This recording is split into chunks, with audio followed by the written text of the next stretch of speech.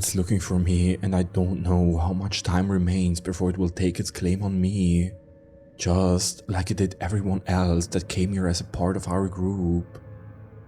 Even now, I hear the shrieks and screams of its victims from our rescue team as it approaches. I don't know how many of us remain, but I doubt any of us will escape. Have you ever realized how terrifying a forest actually is?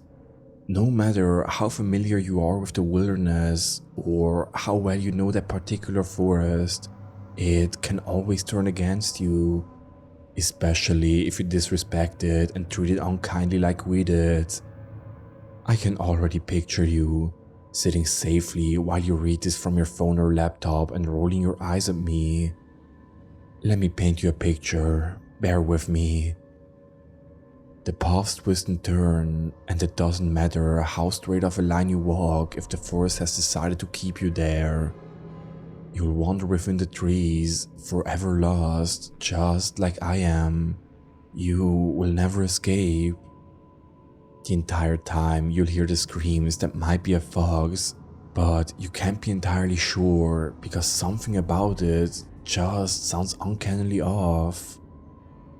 A family from the city had wanted to go camping off the grid, probably inspired by some influencer on social media, and had chosen one of the rare public lands still available. They missed their scheduled check-in date with their friend back home. Then the next day passed without a check-in before their friend finally called in a missing persons report. The fool waited too long. The stupid myth about waiting 24 hours has hurt so many. If they would only called sooner when the family missed their first check-in, we may have had some chance at finding the family. I've long given up the search at this point. I just want to get out of the forest and return home to my own family waiting for me. I no longer see the copter that had flown over the previous days to keep watch on the search party. It's not because the canopy is too thick either. I think they just gave up looking for us. Perhaps they can't keep looking for us and our doomed fate is sealed.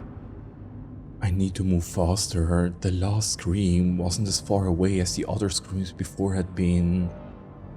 Whatever haunts us cannot be too far from me. I had thought about finding a place where I can hide, but I fear that will only trap me so that my end arrives sooner. As long as I keep moving forward, maybe I will yet find an exit to this accursed forest. There were hundreds of us that came into the forest to find the family. I don't know if we will be reported in the news. The family wasn't, but they were a much smaller group. The only reason I even knew about the family, 2 teenage girls and their parents, is because of my volunteer position as a search and rescuer. None of the locals had heard anything more than the forest was temporarily closed to the public. The ranger even tried to stop me until I showed him my pass, and he still didn't really want to let me in. I have no clue what haunts us. I haven't seen it yet. As far as I know, it could just be a rabbit with sharp, pointy teeth. Hell of a terrifying rabbit if you ask me. I had seen the remains from a few of its attacks and it turned my stomach in disgust and fear. One in particular stands out in my memory. Her face was frozen in a perpetual scream while her eyes shifted wildly from side to side. I was intrigued, much like stumbling upon a horrible accident. It was upsetting to see, yet I found that I couldn't look away. The attack was so recent that I doubted anything had arrived to alter the details. I was frozen, my heart pounded in my chest, and my breath was short and rapid as I witnessed just what will become of me in time. A horsefly landed on my exposed skin and jumped down, which pulled me to my senses. If the attack was this recent, then the creature mustn't be far. I increased my speed and haven't slowed down much since. Everything was fine at first, nothing out of the ordinary happened until after our first night. quite a few of us had set up our tents close together to avoid being alone out here.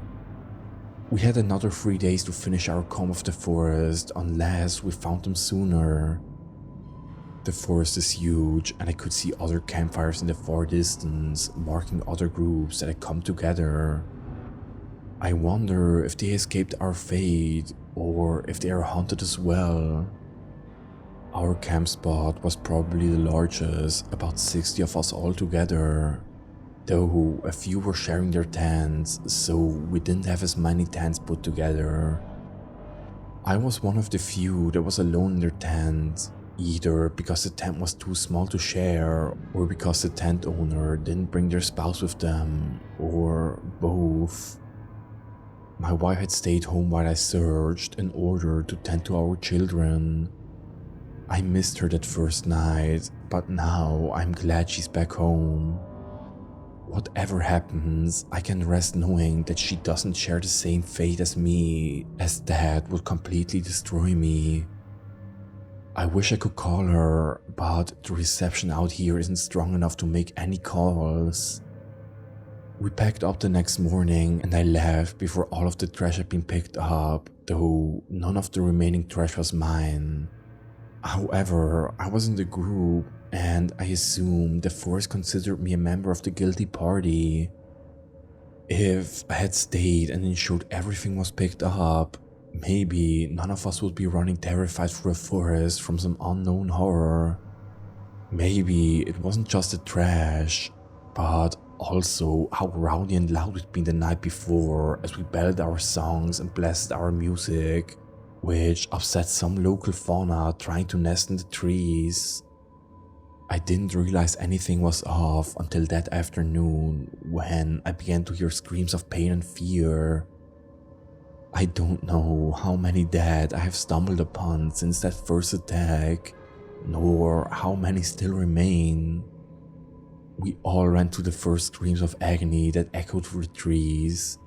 Nobody saw the creature, but we all saw the scattered body parts that had been torn apart and flung. Nothing looked as though it had been eaten, and the only thing missing were their supplies. We searched nearby, but shortly after heard another scream. As I turned to help, an arm smacked into my face hard enough to bring blood to my lip. The hand was still twitching as blood pooled from the end. I turned towards where I remembered the entrance to be and ran. It's been 2 days now. I ran full out for a bit, then slowed down to a steady jog. Occasionally I stopped to make sure the line I traveled remained straight. I shouldn't be lost. I grew up playing in this very forest and I know it just as well as you know your own neighborhood, probably even better. Yet the familiar trees don't seem to be in the place I know they belong, as if they move around when I'm not looking in order to confuse me and keep me within. I've now found a cavern that I will hide in for the night. The sun is setting and I need my rest. Besides, it is dangerous to run through the forest at night. You could trip or run straight into the very thing that is hunting you. I think I found the missing supplies from all the victims. There's 53, which means that 6 others are still out running. The creature won't think to look for me among its trophy collection. It's here. It's in the cave. I can hear it snuffling around. I think it can smell me or knows that I'm here because it keeps coming near and sniffing near my hiding place. Hopefully it will decide that all it smells is the victim's scent of their bags. And I can... No, it's throwing the bags to clear out the area. I am going to post this now so the world may know what happened to us. Then I will turn my phone's light on and see what haunts me. I will die with my question answered. And one last advice. Respect the forest, it has had enough of our shit.